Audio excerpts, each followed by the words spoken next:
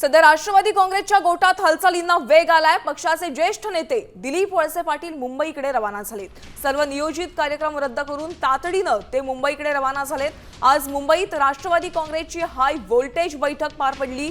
या बैठकीत पक्षाच्या भवितव्याबाबत मोठे निर्णय होण्याची शक्यता आहे। या संदर्भात अधिकचे अपडेट जाणून घेऊयात आमचे प्रतिनिधी रोहितदास घाडगे यांच्याकडून। रोहितदास, आपण पाहतोय आता दिलीप वळसे पाटील देखील मुंबईकडे रवाना झालेले आहेत, काय सांगाल? खरं तर दोन राष्ट्रवादी एकत्र येणार ही चर्चा आता कुठेतरी संपुष्टात येताना दिसते। दोन्ही राष्ट्रवादी काँग्रेसचे नेते आज मुंबईमध्ये एक महत्त्वाची बैठक होते। या बैठकीत महत्त्वाचे निर्णय होणार आहेत। खरं तर शरद पवारांच्या मार्गदर्शनाखाली ही बैठक मुंबईमध्ये पार पडते।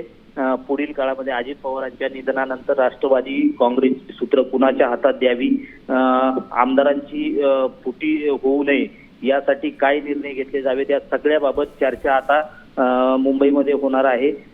खरं तर महायुती सरकारमध्ये रिक्त झालेल्या दादांच्या या जागेवरती वर्णी कुणाची लागणार, आगामी निवडणुकांच्या जागा वाटपांचे पुढील सूत्र कसे असणार, अशा विविध नक्कीच विषयांवर धन्यवाद रोहितदास या सविस्तर माहितीसाठी।